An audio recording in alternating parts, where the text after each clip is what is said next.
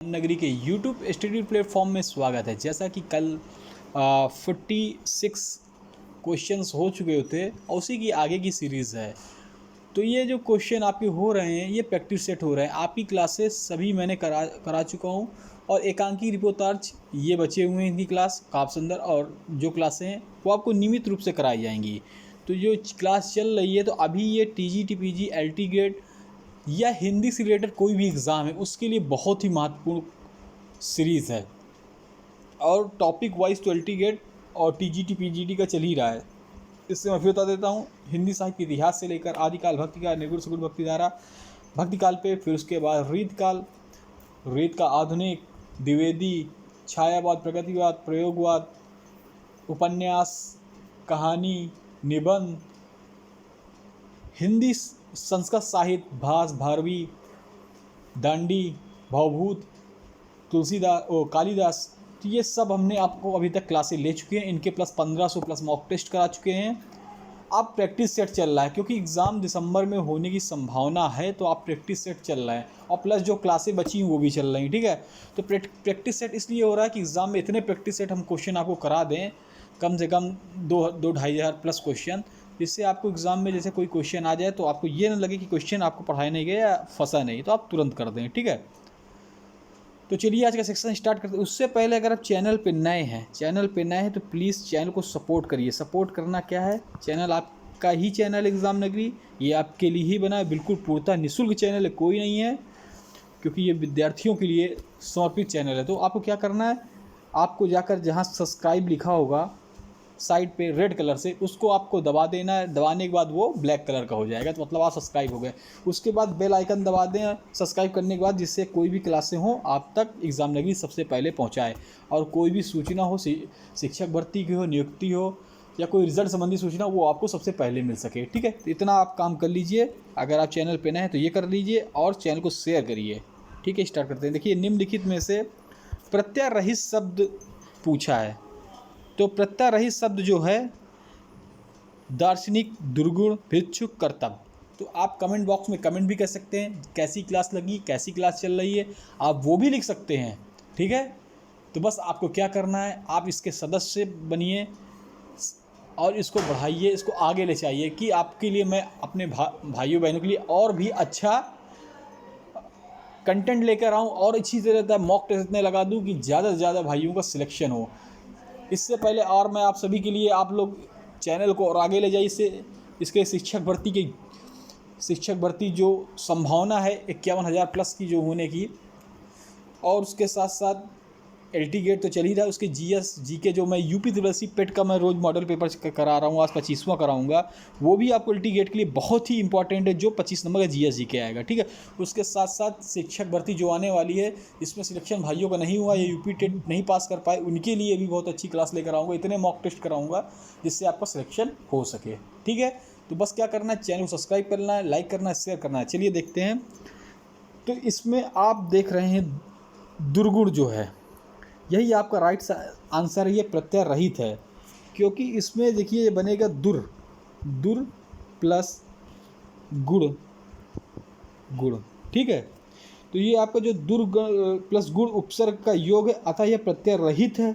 और दार्शनिक जो है और आपका भिक्षुक, कर्तव्य, ये सब प्रत्यय सहित शब्द हैं। ठीक है, समझ में आ गया होगा। चलिए, केसो कहीं नहीं जाई का कहिए, यह पंक्ति किस, एक मिनट दिखाई नहीं पड़ रहा, किस कवि की है। केसो कहीं नहीं जाई का कहिए, यह पंक्ति किस कवि, केशव, कबीर, तुलसी, नरहरिदास। आप कमेंट बॉक्स में कमेंट भी कर सकते हैं। चलिए देखते हैं किसकी पंक्ति है। ये पंक्ति आप केशव से ट्रिक मत लगा दीजिएगा कि केशवदास नहीं होगा, इसका गलत है, तुलसीदास होगा। वो केशव भगवान केशव को संबोधित कर रहे हैं। ठीक है, आप केशव से आप केशवदास मत लगा दीजिएगा। ठीक है, इसका तुलसीदास जी है। तो थोड़ा सा और देख लेते हैं कहाँ से ली गई। तो गोस्वामी तुलसी द्वारा प्रमाणित इनकी जो है विनय पत्रिका। तो अब आ जाए, विनय पत्रिका किसकी है, बहुत बार शिक्षक भर्ती इसमें टीजीपी पूछा गया है। विनय जो पत्रिका है ये गोस्वामी तुलसीदास जी की है। ये काव्य पंक्ति है। विनय पत्रिका में तुलसीदास का आत्मनिवेदन और राम भक्त की याचना, इसमें आत्मनिवेदन राम भक्त की याचना। ठीक है, चलिए आजो और देख लेते हैं। जो कबीरदास हैं ये आपके निर्गुण भक्ति धारा, किसके? निर्गुण भक्ति धारा के संत काव्य, निर्गुण भक्ति धारा के संत काव्य का प्रतिनिधित्व करते हैं। ठीक है, चलिए आवाहन का विलोम, चलिए कमेंट बॉक्स में कमेंट करिए, बहुत सही है। 49 का देखते हैं आवाहन। तो आवाहन का विलोम आपका हो जाएगा विसर्जन। ठीक है, निम्नलिखित में से कौन अर्थालंकार है? तो अर्थालंकार शेष अलंकार, यमक, वक्रोक्ति या रूपक। तो जो रूपक अलंकार है, ठीक है, यही अर्थालंकार है। तो रूपक अर्थालंकार तथा यमक श्लेष वक्रोक्ति शब्द अलंकार। तो अगर श्लेष पूछे तो ये भी वक्रोक्ति श्लेष और वक्रोक्ति और यमक ये सब क्या है? शब्द अलंकार है। लेकिन रूपक हमारा क्या है? अर्थ है। समझ गया? पूछ ले श्लेष और यमक वक्रोक्ति कौन से हैं, तो वो सभी आपके शब्द अलंकार हैं, लेकिन रूपक हमारा अर्थ अलंकार है। तो एक एक पॉइंट को आप क्लियर करेंगे, एग्ज़ाम में आ जाए, किसी भी एग्ज़ाम में आ जाए तो आपको कोई भी दिक्कत ना हो। तो ये ऐसी क्लास चलती हैं। तो टीजीटी पीजीटी ऐसा होता है सब्जेक्ट हिंदी का, ये पूरा सिलेबस हर एग्ज़ाम के लिए इम्पॉर्टेंट होता है, क्योंकि ये पूरा हिंदी को अपने में समाहित किए हुए है। ठीक है, तो आप इसको पढ़ रहे हैं तो आप हर एग्ज़ाम बड़े आसानी से क्लियर कर लेंगे, चाहे आर ओ को देख रहे हों जिसमें बढ़िया अच्छा 60 नंबर 80 नंबर का हिंदी साहित्य आता है, हिंदी व्याकरण आता है। तो ये क्वेश्चन मैं करा रहा हूँ, ये टीजीटी पीजीटी में आए हुए क्वेश्चन है, पेपर सेट है ये 2013 का। ठीक है, ये आए हुए क्वेश्चन है पूरे, एक एक क्वेश्चन आया हुआ है। तो आप देख लीजिए आपको कैसा पैटर्न है, आप कितने मजबूत हैं। ये कोई बनाया हुआ नहीं है, पेपर में आए हुए क्वेश्चन मैं करा रहा हूँ, क्योंकि ये बहुत पुराना 13 का और इसके कई क्वेश्चन आने की संभावना है, इसीलिए मैं आपको करा रहा हूँ। जैसे आपने देखा होगा टेट 2000 जो अभी फ़िलहाल अभी हुआ है 2022 में, तो 2017 का 90 से 95 क्वेश्चन सेम टू सेम दे दिए गए हैं। तो ऐसा होता है कि ज़्यादा पुराना है तुरंत उसको हमको प्रैक्टिस सेट कर लेना ही है, और करेंगे प्रैक्टिस सेट तो हर एक एक चीज़ को खोलेंगे, एक एक प्रश्न को खोलेंगे। तो उस प्रश्न से, जैसे अभी मैंने तुलसीदास को पढ़ाया विनय पत्रिका, ठीक है, तो किससे ली गई? केशव वाली विनय पत्रिका से, राम भक्ति द्वारा है। ठीक है, तो सब एक एक कबीर संत का, तो एक एक क्वेश्चन लेंगे, कई क्वेश्चन उससे आंसर आपको मिलेंगे। ठीक है, तो कौन सा देशज प्रत्यय का उदाहरण नहीं है? फर्राटा, अड़ियल, उच्चतर, घुमक्कड़। तो देशज का आपका होगा उच्चतर, ये उदाहरण नहीं है। चलिए, निम्नलिखित में से कौन सी रचना नाम सही नहीं है? कौन सी रचना के रचनाकार का नाम सही नहीं है? ठीक है, तो चलो देख लेते हैं। फूल नहीं रंग बोलते हैं, केदारनाथ अग्रवाल, सही है। उस जनपद का कवि हूँ, त्रिलोचन शास्त्री, सही है। संसद से सड़क तक, सुदामा पांडे धूमिल, ये उनका टाइटल पूछ लेता है। धूमिल किसका टाइटल है? तो आप कहेंगे सुदामानाथ पांडे का, ये भी सही है। लेकिन जो सीढ़ियों पर धूप, ये शमशेर बहादुर जी का नहीं है, ये रघुवीर सहाय का है। सीढ़ियों पर धूप किसका? रघुवीर सहाय का। ठीक है, एक एक क्वेश्चन आपके सामने दे रहा हूँ। ठीक है, ये 1960 में रघुवीर सहाय जी की काव्य कृति कब हुई थी? 1960, ये भी लीजिए। चलिए, क्लास अगर अच्छी लग रही है तो अपना हाथ ले जाइए, लाइक तो कर ही दीजिए, शेयर कर ही दीजिए, अगर नए तो सब्सक्राइब कर दीजिए, इतना तो कर ही सकते हैं। वल्लभाचार्य द्वारा रचित ग्रंथ का नाम है? सिद्धांत संग्रह, अध्यात्म रामायण, महाभास या अणुभास। 53 है, आप कमेंट कर सकते हैं। तो वल्लभाचार्य द्वारा रचित ग्रंथ का नाम है अणुभास। क्या नाम है? अणुभास। यह शुद्ध दैतावाद का प्रतिपादक प्रधान दार्शनिक है। तो उस दिन मैंने आपको क्वेश्चन इसी पे पढ़ाया था, शुद्ध दैतावाद पढ़ाया था, बताया था ना किसका है? वल्लभाचार्य का। क्या? शुद्ध दैतावाद, शुद्ध दैतावाद, और एक दैतावाद आपको पढ़ाया था। ठीक है, चलिए ये दार्शनिक ग्रंथ है। 54 का किस शब्द में आ उपसर्ग नहीं है? तो इसको तुरंत ले चलते हैं। आ उपसर्ग नहीं। उपसर्ग जानते क्या होते हैं? जैसे आजन्म, ये उपसर्ग, आगमन आ, आकर्षक आ, आदरणीय नहीं है उपसर्ग आ। अगर आ उपसर्ग ले तो दरणीय हो जाएगा क्या? नहीं, तो यही आ उपसर्ग नहीं, और सब में आ उपसर्ग। उपसर्ग आगे होते हैं, प्रत्यय पीछे होते हैं, फिट होते हैं, ठीक है। रुद्र संप्रदाय की स्थापना किसने की? बहुत ही बेहतरीन क्वेश्चन है। 55, ठीक है। तो रुद्र संप्रदाय की के संस्थापक आपके विष्णु स्वामी। इनका दार्शनिक मत जो है शुद्ध दैतावाद है। तो विष्णु स्वामी जी का है। रुद्र संप्रदाय की स्थापना किसने की? विष्णु स्वामी जी ने। और इनका पूछ ले इनका दार्शनिक मत कौन सा है? तो दार्शनिक मत इनका शुद्ध दैतावाद, जैसे अभी मैंने पढ़ाया था अभी आपको, शुद्ध दैतावाद। देखिए 3-4 क्वेश्चन बन गया। शुद्ध दैतावाद अभी मैंने पढ़ाया था आपको ऊपर, वल्लभाचार्य का, ठीक है, अड़ुभाष। राम वृक्ष वेणुपुरी की कौन सी कृत यात्रा व्रत की है? 56 देखते हैं। तो अगर हम देखेंगे सागर की लहरों पर, ये नहीं है, ये भी नहीं है। पैरों में पंख बांधकर, ये है। अब मेरी यूरोप याद नहीं, तो इनकी ये है, पैरों में पंख बांधकर 1952 में। और तथा उड़ते चलो, तथा उड़ते चलो 1954 में। फिर उसके बाद तथा उड़ते चलो, ये भी है इनकी कृति। ये कहाँ पे? 1954, 52 के बाद 2 साल बाद। राम वृक्ष वेणुपुरी की यात्रा वृत्तांत है। पैरों में पंथ बांधकर और उड़ते चलो। पैरों में पंथ बांधकर कहाँ पे? 1952। और वो उड़ते चलो है आपकी 1945। 1945 उड़ते चलो है, ठीक है। चलिए फिर से एक बार दिखाते हैं। ये है पैरों में बांधकर, और एक है उड़ते चलो। उड़ते चलो, उड़ते चलो, उड़ते चलो। तो ये उड़ते चलो 1952 की है। और ये यात्रावत कब है? जो अभी आंसर जिसका सही है, ये 1945 की, ठीक है।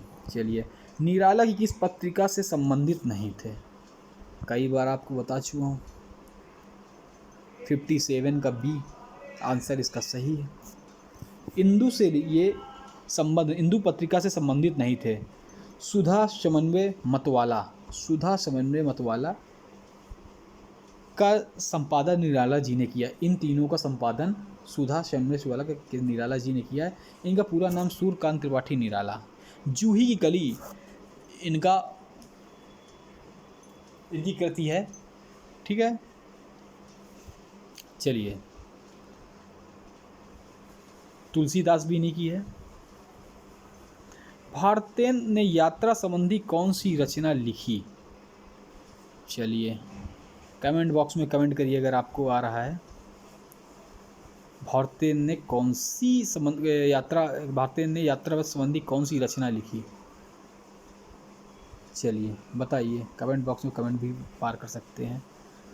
तो इन्होंने दी, बहुत बार पूछा गया भारतेन युद्ध। शरयू पार की यात्रा, ये भारतेन हरिश्चंद्र जी की यात्रा वृत्तांत है। यात्रा वृत्तांत है, ठीक है। यह संबंधी रचना है। लखनऊ की यात्रा जो है, लखनऊ, ठीक है,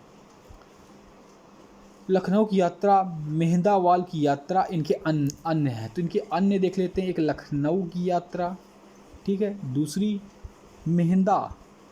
मेहंदावाल की यात्रा, ये भी इन्हीं की है। सरयू पार की, लखनऊ की, मेहंदावाल की यात्रा भारतेन हरिश्चंद्र की।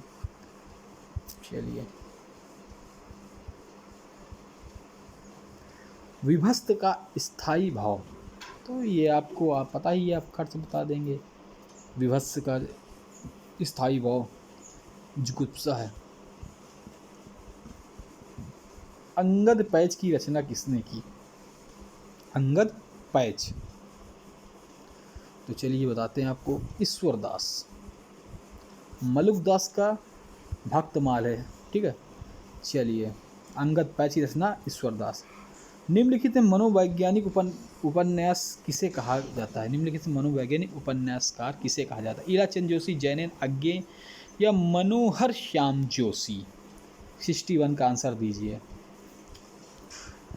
तो आपका इसका आंसर हो जाएगा 61 का ईलाचंद जोशी। ठीक है, यही एक मनोवैज्ञानिक उपन्यासकार हैं। डॉक्टर गोपाल राय ने ईलाचंद जोशी को मनोवैज्ञानिक उपन्यासकार माना है। तो पूछ ले किसने माना है, तो आप कहेंगे डॉक्टर गोपाल राय। एक क्वेश्चन ये बन जाता है किसने इन्होंने वैज्ञानिक उपन्यासकार माना, तो डॉक्टर गोपाल चंद्र राय। चलिए, अज्ञे का पूरा नाम हीरानंद सच्चिदानंद वात्स्यायन अज्ञे। चलिए, निम्नलिखित में से हिंदी साहित्य का अतीत किसने लिखा, वेरी मोस्ट इम्पॉर्टेंट 62 क्वेश्चन।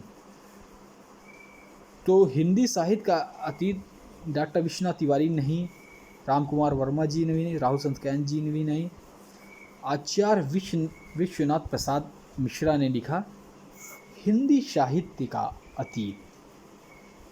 ठीक है, इन्हीं की रचना। अथवा व्याकरण की दृष्टि से है 63 संधि उपसर्ग अन्वय या अव्यय। तो आप बता सकते हैं, कमेंट में कमेंट कर सकते हैं। क्लास अच्छी लग रही तो सब्सक्राइब कर लें, लाइक कर दें, शेयर कर दें। अगर आप सब लोग देख रहे हैं तो लाइक करिए, शेयर करिए। चलिए, अव्यय अथवा व्याकरण की दृष्टि से है क्या है, अव्यय। कभी भी क्वेश्चन आ जाए, अब आपका कोई क्वेश्चन गलत नहीं होगा। ठीक है, 64 देखते हैं। साखी किस कवि का काव्य ग्रंथ है, काव्य संग्रह है साखी। तो ये आपका केदारनाथ सिंह का भी नहीं है, कुंवर कवि नहीं, मलेच का नहीं, विजय नारायण शाही जी का है। किसका है, विजय नारायण शाही जी का काव्य संग्रह है। संपत्ति शास्त्र के लेखक का नाम बताइए। 55 आचार्य महावीर प्रसाद द्विवेदी, आचार्य हजारी प्रसाद, आचार्य राम सुख बाबू श्याम सुंदर दास। 65 का आंसर। तो आपके ये सब नहीं है, आचार्य महावीर प्रसाद द्विवेदी जी राइट आंसर हैं इसके। चलिए, कुटज हजारी प्रसाद द्विवेदी। हिंदी साहित्य का सुव्यवस्थित इतिहास, आचार्य रामचंद्र शुक्ला जी। अपने मियाँ मुट्ठू बनना मतलब अपनी प्रशंसा स्वयं करना, ये तो सबको आता है। सी। जगन्नाथ में संधि, तो ये आप तुरंत बता देंगे, खट से बता देंगे। इसमें डबल ना का उच्चारण हो रहा है। मैंने इसकी ट्रिक बताई संधि की, कभी आपकी गलत नहीं हो सकी। तो इसको अगर तोड़ेंगे तो ये होगा व्यंजन जगत धन नाथ। तो जो आधा ना है किसमें बन रहा है, ता में, तीसरे में ता था धाना। ठीक है, चलिए, वीर रस का स्थायी भाव, तो आप बता देंगे भैया उत्साह। तो ये भी बहुत सरल था, पढ़ा हुआ है तो आप बताएंगे। छायावाद को स्थूल के प्रति सूक्ष्म विद्रोह किसने कहा, बहुत ही बेहतरीन क्वेश्चन है। 69 तो डॉक्टर नागिन के अनुसार छायावाद स्थूल के प्रति सूक्ष्म का विद्रोह है। तो डॉक्टर नागिन के अनुसार है। निम्नलिखित में से कौन सी रचना एवं रचनाकार का सही युग्म नहीं है, ये आपको बताना 70 का। ठीक है, कल एक क्वेश्चन मैंने दिया था, उसका आंसर मैंने नहीं बताया था, तो उसके आंसर जो है रामधारी सिंह दिनकर हैं उस क्वेश्चन के, मतलब बताया था लेकिन उसको बोला था, अभी देखते उसको भी बताते हैं हम आपको। ठीक है, तो काव्य निर्णय भिखारी दास सही है। रस हर्ष कुलपति मिश्र सही है।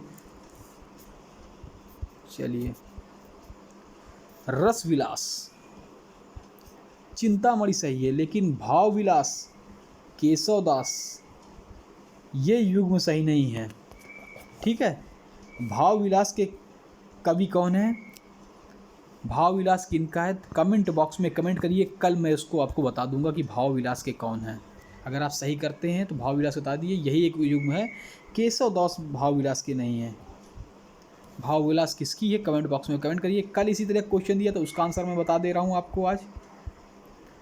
हाँ, रसवंती इसमें आया था, रसवंती यही युग्म गलत था, 46 का था। तो ये रसवंती आपके जो है 46 का ये आपके रामधारी सिंह दिनकर की है 1946 में, 1946 में कृति रसवंती को रामधारी सिंह दिनकर की काव्य कृति है। ठीक है, चलिए धन्यवाद। लाइक करें, शेयर करें।